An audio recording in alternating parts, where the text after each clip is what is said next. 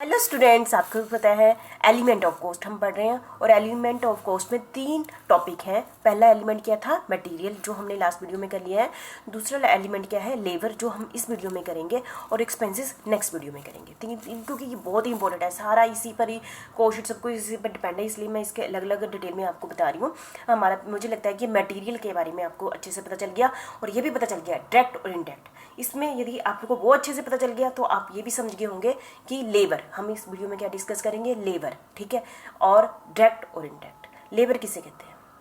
ठीक है, direct indirect तो मैं बाद में बात करती हूँ। लेबर की बात में, लेबर किसे कहते हैं आपको पता है कि फैक्ट्री, मैंने बोल दिया ना आपने, आप कौन हो? आप फैक्ट्री के ओनर हो, ठीक है, या फिर आप मैनेजर हो। मैंने आपको ये आप सोचो, है ना, क्योंकि आप चाहे पढ़े भी नहीं हो, चाहे +1 +2 भी नहीं की है, कुछ भी नहीं किया है आपने, ठीक है, खुद ही सोचो, है ना। जो अनपढ़ भी है उसने भी अपने मालिक है दुकान का, उसने वहाँ पर लेबर रखी हुई है ना, सामान बनवाता है और भी बेचता है, ठीक है। तो उस लेबर जो उसने रखी हुई है उसको जो पेमेंट की जाती है, ठीक है, पेमेंट करते हैं ना, बेजिस करते हैं, कुछ भी करते हैं, एक दिन की देते हैं, कुछ घंटों की देते हैं, या वो इतने किलो सामान बनाएगा फिर उतनी पेमेंट कर देनी है, ठीक है। उसको हम क्या कहते हैं? लेबर कहते हैं। उसकी हम क्या करते हैं? पेमेंट करते हैं, ठीक है।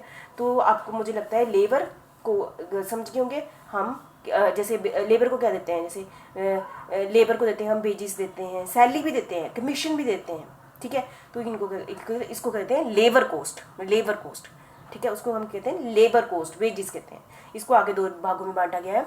देखो, आपने ये चीज़ बड़े ध्यान में रखनी है, क्योंकि हमारी न्यूमेरिकल इसी बेस पर ही है कि हमें पहले आपस में ही पता होना चाहिए डायरेक्ट कौन सी है, इनडायरेक्ट कौन सी है। तो हम न्यूमेरिकल नहीं कर पाएंगे हमारे एंड तक, स्टार्टिंग से लेकर पूरी बुक के न्यूमेरिकल तभी कर पाएंगे यदि हमारे में इतनी इंटेलिजेंसी हो कि हम डायरेक्ट और इनडायरेक्ट को अलग अलग कर पाएँ, ठीक है। ये आपने इसलिए कह रही हूँ, ध्यान से सुनना।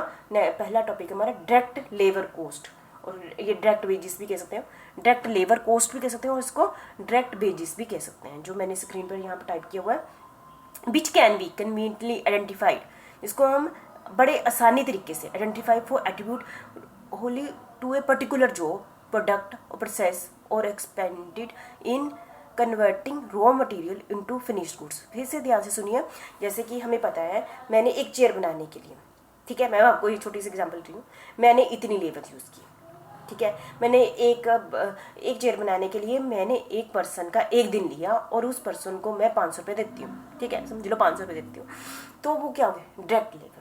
तो मतलब एक स्पेसिफिक जॉब क्या थी? एक चेयर बनाना, पर्टिकुलर जॉब, पर्टिकुलर प्रोडक्ट बनाना, ठीक है, और उसको मैंने इतने खर्चा कर दिया, ठीक है, उसको हो गया डायरेक्ट लेबर होगी, डायरेक्ट लेबर होगी। ऐसा भी एग्जांपल ले सकते हैं, जैसे कि मैंने एक वर्कर को, मैंने 10 वर्कर रख लिए, ठीक है। मैंने कहा दौलतपुर कॉलेज के आपने फर्नीचर बनाना है, 10 वर्कर रख लिए, है ना। और मैंने कहा आपने दौलतपुर कॉलेज का, मैंने कॉन्टैक्ट तो बड़े सारे कॉलेजेस के लिए हुए हैं, दौलतपुर कॉलेज का भी लिया है, उन्ना कॉलेज का भी लिया है, आम कॉलेज का भी लिया है, लेकिन मैंने 10 वर्कर को कहा आपने लग जाना दौलतपुर कॉलेज के वालों के लिए, मैं 10 को कहा आपने आम कॉलेज वालों के लिए लग जाना, 10 वर्कर को कहा मैंने उन्ना के लिए लग जाना, ठीक है। ये तो 30 वर्कर हो गए। 10 वर्कर है जिनका कॉमन काम है ना, वो सारे काम को देख रहे हैं, है ना, उन्ना का भी देख रहे हैं, दौलतपुर का भी देख रहे हैं, और आम का भी देख रहे हैं। जो तो मुझे पता है 10 वर्कर डायरेक्टली आम दौलतपुर का ही काम कर रहे हैं, ठीक है। उनको जो मैं पेमेंट कर रही हूँ उनको कहूँगी डायरेक्ट लेबर कॉस्ट, है ना। और एक पर्टिकुलर क्या बनेंगे ना, कोई कहेंगे कि दौलतपुर का कितना, पर्टिकुलर जॉब होगी ना दौलतपुर कॉलेज, ऐसे ही आम्ब कॉलेज का मैं 10 वर्कर वहाँ लगा दी, उनको जो पेमेंट कट रही हूँ मैं, वेजिस दे रही हूँ या सैलरी दे रही हूँ, वो डायरेक्ट लेबर कॉस्ट होगी। और उन्ना कॉलेज वालों के लिए जो फर्नीचर बना रही थी उस पर 10 लोग वहाँ पर लगाए हुए हैं मैंने, तो उनको जो डायरेक्टली दे रही हूँ मैं, 40 लेबर रखी हुई है, पर मैं 30 की बात कर रही हूँ, जो 10-10 मैंने कहा कि आपने बस इसी कॉलेज का ही काम करना है, तो वो कौन सी वेजिस होगी? डायरेक्ट वेजिस होगी, जो जिनको मैंने क्या कह दिया है आपने इसी कॉलेज का काम करना है, ठीक है, वो क्या होगी? डायरेक्ट लेबर होगी, ठीक है। यहाँ पर दूसरी एग्जांपल ले लें, जैसे मैंने बोला आपने एक चेयर बनानी है पूरे दिन में, तो उसको मैंने आपने पूरा टाइम इस चेयर बनाने को लगा दी, तो वो कौन सी होगी? डायरेक्ट लेबर होगी। मुझे लगता है कि जब मैं उस चेयर की कॉस्ट निकालूंगी तो उसको जो मैंने वेजेस दिए उस चेयर में मैं डाल दूंगी, ठीक है, समझ गए होंगे। द वेजेस पेड टू, ये ध्यान रखना, सुपरवाइजर, है ना, जैसे ना सुपरवाइजर नहीं रखे, एक तो बनाते हैं वर्कर, एक ऊपर सुपरवाइजर, फोरमैन, इंस्पेक्टर हमने रखे होते हैं ना, वो डायरेक्ट लेबर नहीं होते। क्यों? देखो मैंने ना मैं देखो मैंने आपके सामने एग्जांपल ली दौलपुर कॉलेज, अम्ब कॉलेज और उन्ना कॉलेज, है ना। और मैंने जो 10 का स्टाफ रखा हुआ था उसमें 2 को मैंने क्या कहा, आप सुपरवाइज करो, ये सारे लोग भरकर अच्छे से काम कर रहे हैं, अम्ब वाले भी दौलपुर वाले, है ना। 30 पर ड्यूटी लगा दी, इंस्पेक्टर के 2 इंस्पेक्टर बना दिए, आप सारे का की इंस्पेक्शन करो, ठीक है। और डायरेक्ट लेबर बना दी, जो मैंने आगे 10 रखी होती उसमें से can be treated as direct labour if they are directly engaged on specific product. देखो इसमें भी आगे मैं 2 बात कह देती हूँ, ठीक है, ये ध्यान रखना। मैंने अगले 10 बंदे रखे हो ना, 30 तो हो गए। यदि मैं यहाँ ध्यान रखना कि कोई पेपर में आपको न्यूमेरिकल ऑब्जेक्टिव क्वेश्चन है कि सुपरवाइजर इंस्पेक्टर को हम डायरेक्ट कहेंगे इंडायरेक्ट कहेंगे, ये तो 2 बातों पर थियोरी पर डिपेंड करेगा।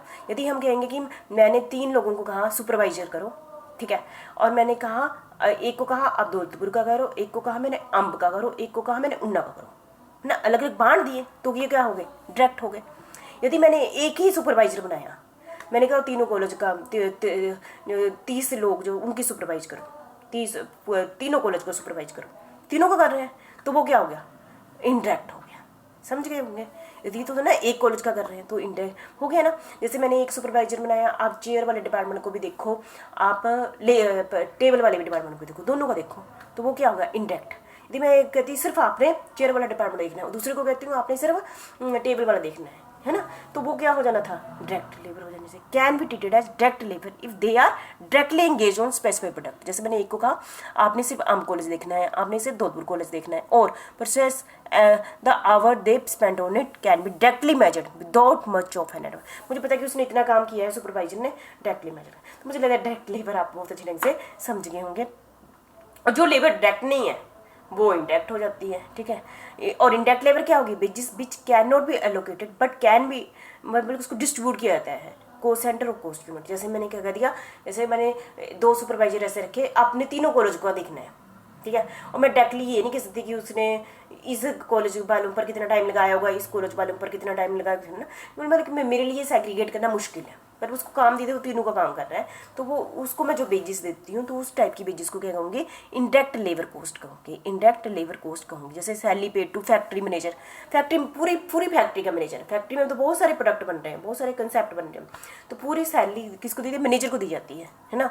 तो वो क्या होगी, तो आप खुद ही माइंड में आएगी ना कि हम एक स्पेसिफिक सेंटर को नहीं कर रहे हैं, सभी का मैनेजर है वो, तो इसका मतलब क्या हुआ, एलोकेट नहीं कर सकते, एक प्रोडक्ट पर एलोकेट नहीं कर सकते, तो इसका मतलब क्या हुआ, वो इंडायरेक्ट लेबर कॉस्ट है।